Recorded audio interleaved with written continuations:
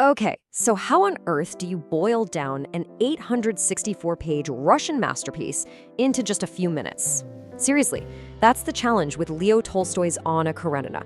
It's this massive novel that feels like it has, I don't know, all of human life packed inside it. So how did Tolstoy even structure this epic thing? Well, let's break it down together and see if we can get to the heart of this incredible story. You've probably heard this line before, right?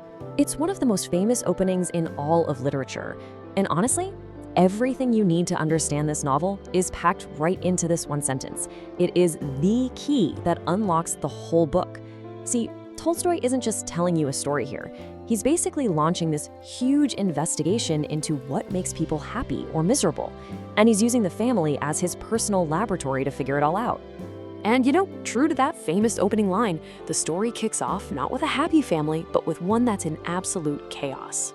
Yup, that's right. The book's called Anna Karenina, but we don't even meet her at first. Instead, we're dropped right into Moscow, into the home of her brother, Stiva.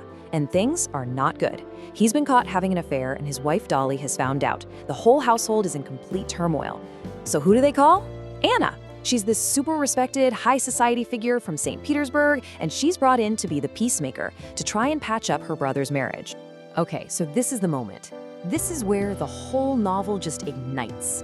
At the Moscow train station, Anna's eyes lock with Count Vronsky's, a super dashing military officer. And there's this immediate electric spark. You just know something's about to happen. But in that exact same moment, a railway worker tragically falls under a train and is killed. Anna is completely shaken, and she calls it an evil omen. And wow, is she right? This one scene just perfectly sets up the two forces that are going to pull her apart, this all-consuming passion and the sense of impending doom. And it's no accident that it all revolves around a train. So yeah, that single glance at the station, that's what kicks off Anna's whole journey. And it's the first of two very, very different paths we're going to be following in this book. So let's talk about Anna. On the surface, she has it all. She's married to this very important, very senior government official, Alexei Kerinina, who's, by the way, 20 years older than her. She's got a son she adores, Syriusa. Everyone in society looks up to her. But deep down inside, she feels this massive, gaping void. There's just no passion, no real connection. She's deeply, profoundly empty. Well, Vronsky is just completely captivated. He can't get her out of his head. So he follows her back to St. Petersburg, and his pursuit is just relentless. Anna tries to resist, she really does, but she finds herself getting completely swept away. And before you know it, they've started an affair. Of course, this becomes a huge scandal, the talk of all the elite social circles. And then, in this incredibly emotional moment, she just blurts it all out and confesses everything to her husband. And just like that, her quest for real love has begun, putting her on a direct collision course with her entire world. But here's the thing, Anna's story is only half the novel. And this is what makes the book so brilliant. Tolstoy gives us this totally parallel story, following a character who's just about as different from Anna as you can get. So meet Konstantin Levin. He's this wealthy landowner, a little socially awkward, and a lot of people think he's basically Tolstoy writing about himself. And while Anna is totally caught up in the drama of high society, Levin wants nothing to do with it. He hates city life. He lives out in the country, feels this deep connection to his land, and he's on this desperate search for something real. He wants authentic love, genuine faith, and just a reason for it all, a meaningful purpose for his life. And here is where the two storylines actually cross paths. Levin is madly in love with this young woman named Kitty. He proposes, but she turns him down flat. Why? Because she's completely infatuated with, you guessed it, Count Vronsky, the same Vronsky who's chasing Anna. So Levin, totally heartbroken, retreats back to his country estate. He just throws himself into his work, trying to reform farming, and all the while he's wrestling with these huge, profound questions about faith, life, death, and God. His journey is completely internal, it's spiritual, and it's all tied to the land. And this right here is where the genius of the novel just shines. Tolstoy sets up these two quests for happiness, Anna's and Levin's, right next to each other. He's basically forcing us, the reader, to compare them every single step of the way. And man, the consequences of their choices could not be more different.